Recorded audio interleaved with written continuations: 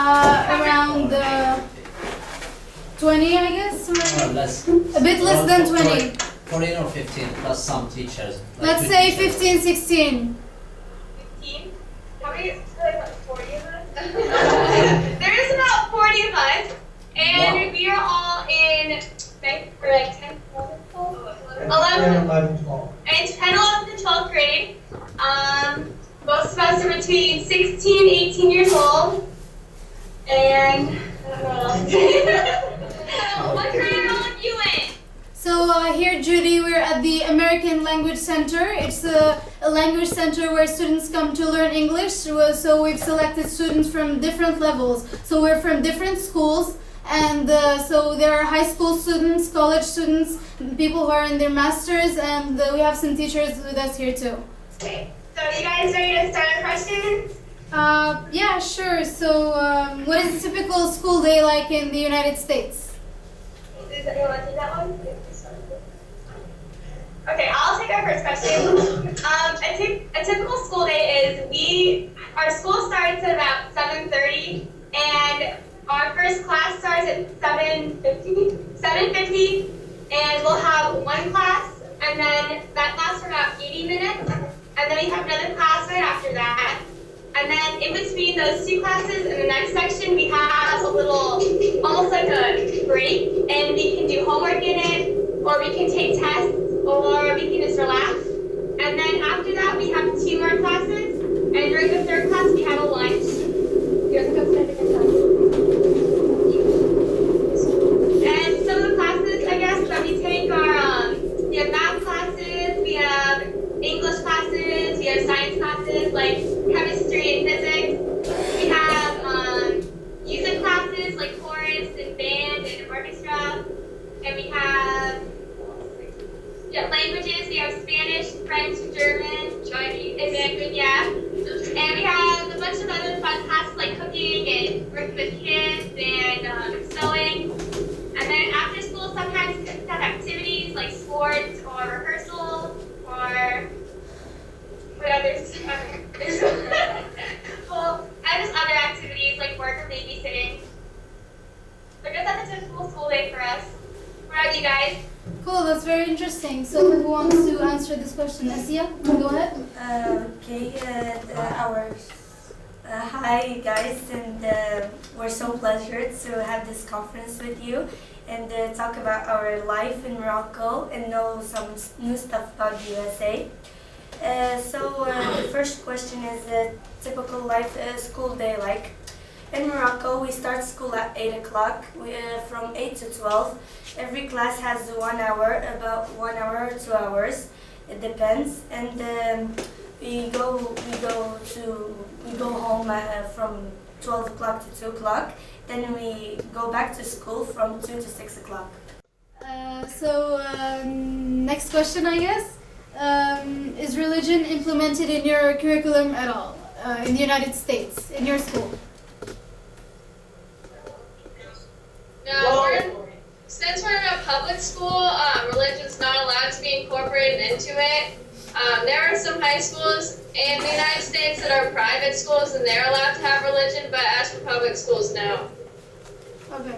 So, Anas, want to answer that question? Yes, the religion is really implemented in our school, which in a subject that's called Islamic education, which we can learn some teachings about our religion, Islam, and that's it.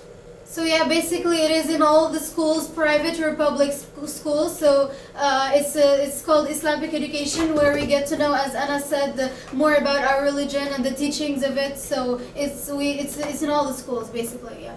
You're wondering about do men and women have equal roles in society, or is it like different, or how does that work for you guys? Well, in Morocco, men and women have similar roles in society, and they complete each other, sort of, and they both contribute to the development of the country equally, and in all the fields, politically speaking, socially speaking, and economically speaking. And lately, women are more involved in politics than they used to be before. So, yeah. just That's good. we have Those are way too we have good. their students in politics, and I guess it will be interesting to hear his point of view. Yes, Zakaria, please go ahead. Hi, I'm a student in law college. I think that the situation of a woman in Morocco has a major breakthrough. Is changed revolutionary. The woman can participate now in the political decision. Can be a parliament, can be a judge, can be a lawyer. It's if we compare Morocco to the other countries, Arabian countries, it's totally changed. The woman and also there are many constitutional and political reforms.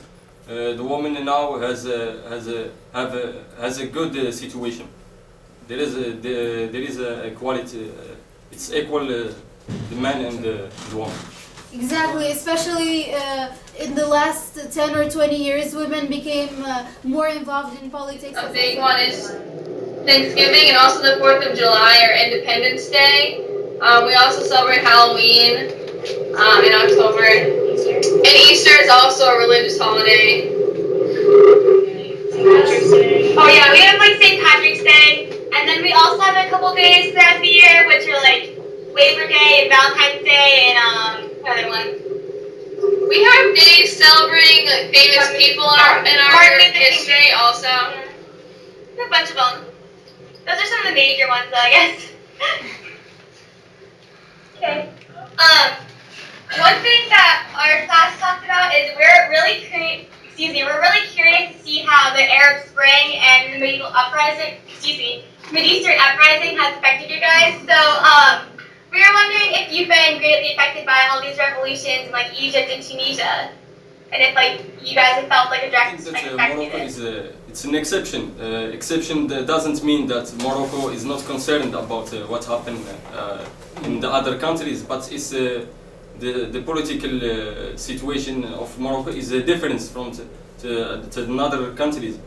The King Mohammed VI had call for political and constitutional reforms.